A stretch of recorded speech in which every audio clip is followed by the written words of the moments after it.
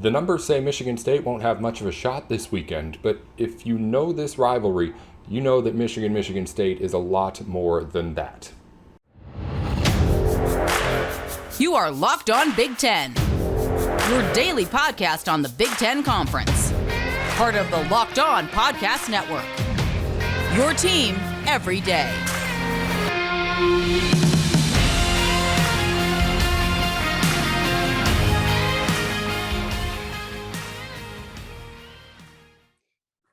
Hey, welcome into Locked On Big Ten. Everything you need to know about the conference every day of the week. Today's show is brought to you in part by BetOnline. BetOnline is where you need to go for all of your sports gambling needs, whether it be all the lines, odds, or information that you need before the game gets going. BetOnline is where the game starts.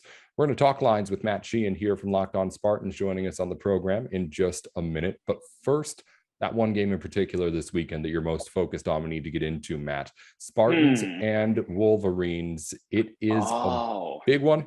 And you have been, of course, all over it leading up to this week and really the entire season. This is one of the ones everyone's always talking about. No doubt. Both teams have this one circled on their schedule. Michigan State, because, well, look, we need a reason to smile at some point this season, right? And what better time to do it than on the road against your rival? And Michigan, look, I think that saying the quiet part out loud is that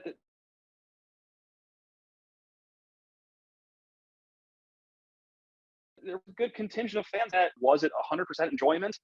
I don't think it was, because they have talked about Michigan State a lot the last 12 months. Even throughout this entire season, it's just been nonstop Mel Tucker talk, Michigan State talk. So I think that there's some vengeance that is in that fan base that they're looking for. And look, you can look at it too with the demand of tickets for this game, as well as Michigan has their 15th home game this season. 2 weeks ago, top 10 matchup, undefeated matchup, Penn State versus Michigan. You can get the door, cheapest ticket, $70. Still good chunk of change, but for this game, cheapest ticket you can get is $180. These aren't people that are just going to be going to this game rooting against a team that's 3-4. Oh no, they want to see blood. They want to see blood, and this comes from a place of bitterness, a place of hurt that Mel Tucker and the boys have delivered the last 2 years. Now, unfortunately, which we will get to in a second, could happen. They are not 23-point favorites by mistake. This is a good team. This is a struggling Michigan State team. So yes, they could smell the blood in the water, but will the shark pounce? I don't know. This is a wacky rivalry the last 15 years. Anything can happen at any given time. So we'll see on Saturday, I guess. How are you feeling with where Michigan State's at right now? I mean, we talked about it a week ago, but yeah. I don't know if you feel like you've learned anything since then. Look, I'm feeling like a fan that's about to root for a team that is 23-point underdogs. You know, I'm not feeling all too great, but oddly enough, like just a twinge better than I was feeling before the Wisconsin game 2 weeks ago. We were riding a 4-game losing streak. Everything was not looking good whatsoever. But that Wisconsin game showed some glimmers of hope that we could have. Like Jaden Reed and Keon Coleman looked like the future Sunday receivers that we all thought they would be this year. We got Xavier Henderson and Jacob Slade back from the injury list. And while that doesn't patch everything up, it's not a perfect fix. It helped a little bit against Wisconsin. Now, with that said, was that because that they're really good and key players? Or is that because Graham Mertz is kind of just Graham Mertz and likes to throw the ball all over the yard and doesn't really care which team catches it? Look, I am excited about what we saw from the defense 2 weeks ago, but I think there's a bigger sample size behind that as well that says, it's not a perfect fix. But man, it's still just a glimmer of hope, Nate. That's all we need, just a glimmer of hope, and we got that 2 weeks ago. So yes, I went from 0% before the Wisconsin game to like 7%. So that's kind of how I feel. Long story short. So let's say you got a little bit of hope right now. Game gets started up on Saturday. What are you looking to see in those first few drives to get you thinking, all right, at least the things that need to happen are happening? Yeah, for the Michigan State defensive side, look, this is the epitome of easier said than done, but it is slowing down Michigan's run game. And I say that, for a few obvious reasons. One is that Michigan's run game is averaging like a skrillion yards per game, and they're getting the work done, whether it's their offensive line road grading teams or just the talented running backs doing their work. Number two reason I say slow the run game down, I don't have a lot of faith in MSU's pass defense slowing anything down. We've got plenty of sample size that suggests that won't happen, not just this season, but also creeping in the last season as well. So look, you got to limit the damage they could do in the run game on defense, because I think personally that they're going to have, at worst, a good day through the air, because that's what Michigan State secondary likes to give to other teams. Now on offense, it's a very obvious statement, but I think it's the correct statement, is that you need your Sunday players to play like Sunday players. And it's the guys that just named: Jaden Reed, Keon Coleman at wideout, maybe even Daniel Barker in the tight end slot, maybe Malik Carr. We could debate if he's a Sunday player at a later date, but you need your playmakers that are going to be playing on Sundays in the future to have like career days. Because again, kind of like how I don't have faith in Michigan State's pass defense, I have that same amount of faith in Michigan State's run offense. It has been, yikes. That's how it's been lately. So yeah, you got to get it done through the air on offense. So that's it right there. Stop them on the run, get it going in the air. That's really it. And also make a field goal. My God, make a field goal just for once in your lives. Would it kill you?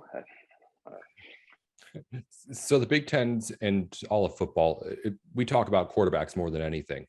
Peyton Thorne showed and was pretty good in that game against Wisconsin, but he's not the name that you mentioned when you were going through all those guys who need to step up and do really well. Obviously, Thorne can't have a bad game, but do you really think that this is a situation where the power around him and the talent around him can lead you to a win, even if he isn't being superstar Peyton Thorne?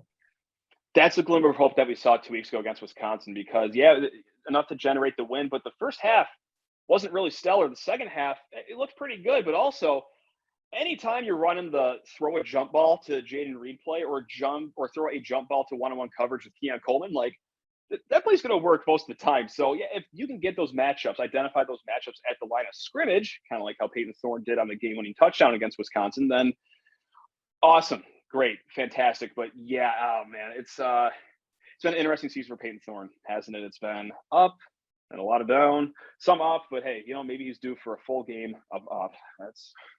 We'll see. I don't know.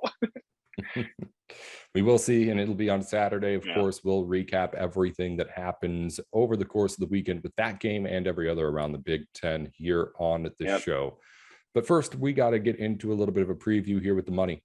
The lines are out. We got overs, unders, totals, all that kind of stuff to go over with Matt. 5 Big Ten games to break down. We'll take a little bit of time on each of them here with Matt Sheehan here in just a second. But first, Matt, you know about Sweat Block over at Locked On Spartans. You guys are talking about it too. It's just a place that you can go to for really not having to worry if you're going through your day. It's real simple. Sweat Block wipes, put them in a purse, wallet, whatever it is. Whether you got something that you're nervous for during the day, or really you're just going through a regular day, and you never know when for some reason you have a sweatier day than normal. Sweat Block can help you out there, so you just don't have to worry about it. That's what it is for me. Like, it's one thing if you're a sweaty guy or not sweaty guy. It's just whenever it does happen, it's something that you're thinking about, something you're worrying about. Sweat Block can just be like, oh, one thing in the wallet, in the purse, you're done. Bada boom, bada bing, right there.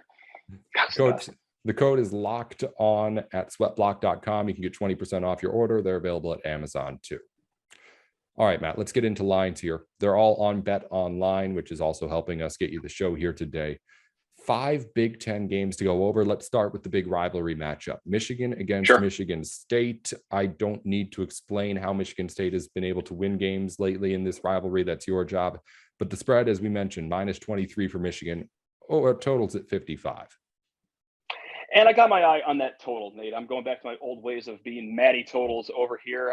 Look, this spread is accurate. It looks like, on paper, a game that could be a 23-point game, no doubt about that. But man, the recent history of this rivalry is all over the board. Michigan State 8-2 against the spread in the last 10 years. But also, with that said, I could see Michigan State winning this game by 5 as easily as I could see Michigan winning this game by 55. Like that, I don't have a pulse on the score whatsoever, other than the fact I think it will be high scoring. I think, look, Michigan's going to try to hang up 80 points on Michigan State. And Michigan State, look, they're going to have to score in chunk plays, get it going through the air. So could I see a game where it's like 28-41 at the end? Sure, and that's an easy cover with the over. So I see more over possibilities than I do see under possibilities. So that's why I'm going Matty totals over 55 points. I'm going to actually go with you there. I was at the beginning of the week. At the beginning of the week, I was on Michigan State plus the points. From Sunday until now, I've kind of remembered just how badly Michigan State's been at stopping anything. It's not So good. I'm thinking again that even if that game, like you said, does end up close at the end, which it could, I still think there's a really good chance Michigan just comes out with the anger, with the motivation, and just blows the door off for all 4 quarters. But if you're looking at something else to go with it or say you're a Michigan State fan, I think that over is a good bet. I think the over is a good bet because there's going to be a lot of points here. There's not going to be any reason for Jim Harbaugh to slow down, at least if things do get out of hand here early on. This is one where he'll run up that score. Yep. Other big game from the weekend is Ohio State on the road at Penn State, minus 14.5 for the Buckeyes. Over under on that one is at 60.5. Oh man, this is a 1-unit play. I'm not confident in any of the lines. Like, look, obviously Ohio State is an incredible team. Like they just, oh my God, I think they just scored again against Iowa's defense. Like that was a clinical performance, and it could have been even worse if not for some red zone stops from the Hawkeyes defense. Like they were lucky to only have 50 something hung up on them. But man, oh man, with that said, am I really going to go with under 60.5 here for Buckeyes, Nittany Lions, especially in Happy Valley? I think I am because, oh man, something about the Penn State defense. I know they got gashed against Michigan, but something just like, I don't know. I still love that secondary, and against Ohio State's weapons, I think it's a little bit of a better matchup. Ohio State wins handedly, I think, but 14.5 points handedly, I'm not sure. Give me under 60.5 though, with not the highest confidence, as you can hear in my voice. So there you have it. I'll take minus 14.5. I think Ohio State's that good. First of all, we've known that, but I also think the hype's a little bit high on Penn State at the moment. Big win over Minnesota kind of overshadows the big loss to Michigan. I still think that Penn State team is much like, even if Penn State is what it was in both of those games, I think it's much closer to being on the Minnesota level on the low side than it is to getting up to where Michigan is on the other side of the spectrum. So I guess I'm saying that with Ohio State being even better than Michigan is in my eyes still, I think this ends up being another one that ends up not being all that close. Yes, Penn State put a beating on Minnesota. Minnesota does not look like the team that it was when that game happened against what was at the time a pair of, well, not a pair of ranked teams, but one ranked team and one team just fresh out the top 25. Yeah, they're missing Tanner Morgan over there. And also, we need James Franklin to just not go full James Franklin this game. Like, coach a good game over there. Like, I watched the first half of the Penn State-Michigan game, and my God, just every first down, just putting the game in Sean Clifford's hands immediately. Like, no wonder your defense played 65 snaps in the first half. Like, you were behind the sticks every single drive. I digress. I'm ranting now. This isn't healthy for anyone. But, yeah, like, James Franklin, come on, man. Just coach in a big game for once. I digress. The Kings of the Big Ten West, the Illinois Fighting Illini, are on the road against Nebraska, minus 7.5. Over-unders at 50. Mickey Joseph's been doing some pesky stuff over there, though, since he's taken over. Yes, he has. I'm glad you brought that up, because that is why I'm taking Nebraska plus 7.5. Half of that because, hey, look, they got a spice factor to them. And also, I can't lose every bet that I place on Nebraska, right? I think I'm like 1 for my last 28 bets on Nebraska. Water's got to find its level eventually, right? That's how gambling works. I believe everyone walks out 50-50 in the end, I believe, is how the old adage goes. Give me the Huskers at home, 7.5. Like, look, you get a full touchdown there, and I believe in Mickey Joseph. Yeah, I believe in Mickey Joseph. Yeah, I just want to say, so see how confident that sounded. I believe in Mickey Joseph. Yeah. These are two offenses that I don't think are two of the best in the Big Ten. Chase Brown's really good. I don't think either of these offenses are what you would call special and able to put up a ton of points. And when you have two of those teams that aren't that way in the Big Ten, the total usually comes out to somewhere around like 40, maybe 45. This right now is at 50. I'm going to go under on it. I think that if this game ends up being something that Nebraska can win, it's a scrappy one that ends up being just low scoring out there in Lincoln. I'm going under 50 points. Not even necessarily because I think that either team's going to be held that terribly defensively to nothing. But the way it stands right now, and neither of these teams, I don't think, have the offense for me to say, okay, let's hit that over at 50 when you've got Northwestern Iowa, which we'll get to at 37.5 right now. You got to take that under, right? Like just to say you did take under 37.5, right? I mean, it's not every Saturday you can wake up and find a line that low, but man, you know what? Just ride into it with us. Come on, like, oh man, but Iowa's low number, such a low plus number. 11, I believe it is. That may be wrong. Is Iowa plus 11 in that game? Iowa. Oh, what happened to Iowa? Oh God, yeah. No, Iowa's minus 11. Minus 11. Okay, yeah. I was going to say game. that's my mistake. I know, but still, like Iowa, what happened to you to just be playing in a game where the total's 37.5, man? Oh man, if this is the game you choose to watch at 3:30, look, you're either a Wildcat fan or a Hawkeye fan, or you're just like a sick person that needs any sort of help possible. With that said, I might just tune in because this is a special slop game of the week right here. Minus or 37.5 is your total. Like, oh, what a primer for Michigan State at night. Just a disgusting appetizer. Let's do it, baby. Under 37.5.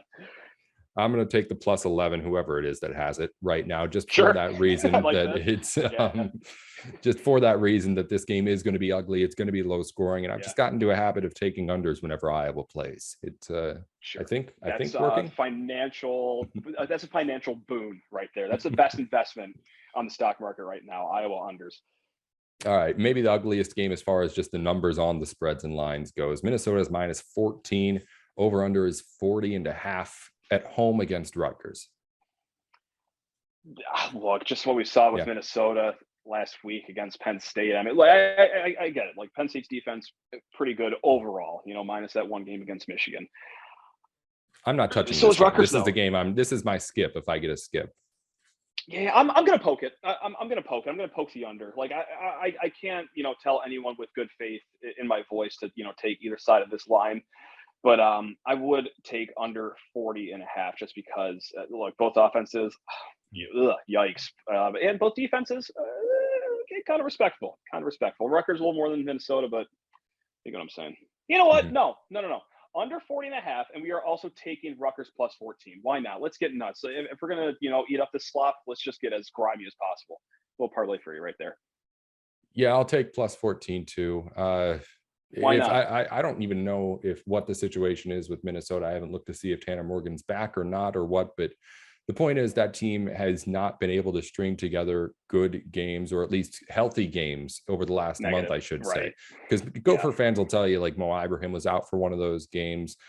Tanner Morgan wasn't playing for those games. It's a situation where Minnesota fans still think they got a lot going there, but if you're asking me, I think there's some things that need fixing too. And I don't think right now it's a team that's in a spot to beat anyone by 2 touchdowns in the Big Ten. Unless they're Michigan State. No, I'm trying to be happy. No, I'm trying to be in a good mood. All right. No, there we go. That was a long time ago. That was weeks ago. We're a different team now. That'll be the nightcap on the Big Ten schedule, Michigan against Michigan State. It's not maybe nationally the most relevant game with Penn State playing Ohio State in the conference, but if you're a Big Ten fan, it could easily be the game that you care about the most, with the implications going on there between Sparty and the Wolverines. Matt Sheehan, of course, will have everything you need to know about it leading up to and after on Locked On Spartans every single weekday, just like we do it here on the Big Ten Show. Thanks as always, Matt, for taking the time. You're the man, Nate. Have yourself a great weekend. You too. Thanks again to Matt Sheehan for joining the show as always. Thank you also for making Locked On Big Ten your first listen every single weekday. Make sure to make your second listen Locked On Sports today. From the games that matter most to the biggest stories in sports. Go beyond the scoreboard and beyond the scenes with local experts and insights only Locked On can provide. Locked On Sports today, available on this app, YouTube, and wherever you get your podcasts. Let's wrap up the show with other news from around the Big Ten that you may have missed from yesterday. Big news in volleyball as we had a big matchup last night. Told you about it on yesterday's show. Number 1 Nebraska visiting number 4 Wisconsin. Check that. It was a 3-0 sweep for the hometown Badgers.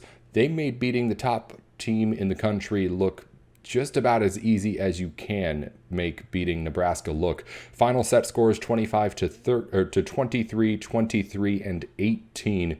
Wisconsin closing the door on the number 1 team in the country. We'll see how that ends up shaking up the rankings next week.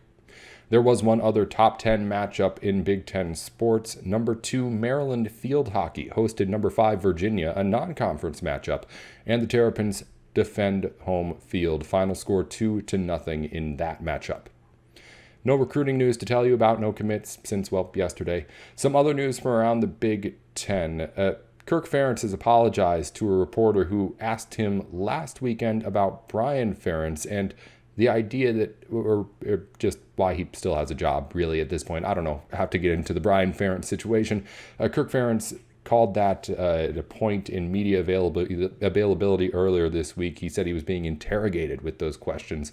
Later replied in an email to media members saying that he apologized and that the questioning was fair. Other news, we have controversy a bit with Donovan Edwards of Michigan.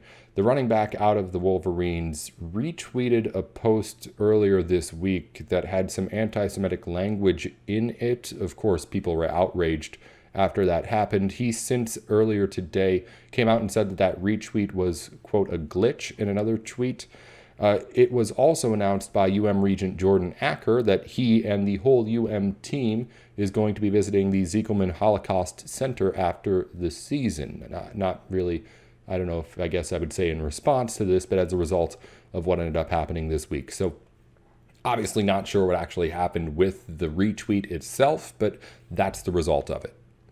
Finally, in other news, Pac-12 Commissioner just keeps on saying things. George Kliavkoff, he's been in the news before, been on this show before we've mentioned, and I was pretty harsh on him then. I'm going to be more harsh on him now. A couple of quotes coming out in his latest media availability this week regarding the USC and UCLA moves to the Big Ten. He said that, in one quote, that the Pac-12 will eventually catch the Big Ten in its media rights deal. Right now, the Big Ten has more than double the money that Pac-12 schools are getting. He says that one day the Pac-12 will catch that number and that they're looking at expanding as he spoke. This is just foolish. He also said earlier in the week that the fans were not happy and not supportive of the USC and UCLA move to the Big Ten. That one's just a obvious. Pac-12 fans don't want to see the Pac-12 go away. USC and UCLA is the life of that division or of that conference. So them being gone means the Pac-12 is a whole lot worse and we don't know what's going to happen. But that's not the point I'm trying to make. What I'm saying here is that this guy just has zero awareness of what his situation is right now in college sports. He's playing this like he's still trying to win the battle with the Big Ten. As if he can take down the Big Ten or the SEC or even get up to their level, catch up the ground that he's lost. That is not the battle that the Pac-12 is currently fighting. He has already lost that game. And to think that you can still catch the Big Ten or have that as the goal right now is just foolish. I've mentioned this when we've talked about Kliavkoff before. This guy's job is to promote the Pac-12. His job is to say good things about the conference. But I think there's a little bit of a difference between being a mascot and just saying stuff that's going to end up hurting you in the end. Because if you're a team that's thinking about joining the Pac-12 right now, you're not one of the teams that's considering joining the Big Ten. Because obviously the Big Ten is the number one option, right? The battle that the Pac-12 needs to win is with the Big 12, with the ACC, with the other conferences that are left out to dry now that the Big 10 and SEC decided they're going to be the top two. You cannot make that a top three. The only thing the Pac-12 can try and do right now is to try and make sure that they are third place, at least for the foreseeable future.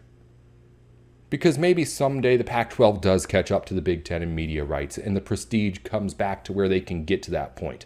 But it is not by just saying, hey, we're going to come right at the Big Ten right now. No. This is a rebuilding process. And the idea that they think that they can just play bully ball, at least in front of the press, and say that they're being aggressive and say all the right things that would make you think that this conference is just fine. I just feel like there needs to be a little bit better of an understanding that while, yes, we're trying to in the long term still compete with all these big time conferences, how about we understand that we're a couple of steps behind here right now? And that trying to beat the Big Ten When you look at what the Big Ten has and you look at what we have, that's not our game at the moment. Beat the other conferences that still don't know what they're going to be doing in 5 years, and then maybe move on to the Big Ten and the SEC. That's all for here on Locked On Big Ten today. I'm Nate Dickinson. We'll be back, of course, tomorrow with everything else you need to know on what's going on in the Big Ten this week. We'll wrap things up with previewing all of the Big Ten's weekend games even further than we did here today, and of course, cover anything else that happens in the conference. Until then, Nate Dickinson here with Locked On Big Ten.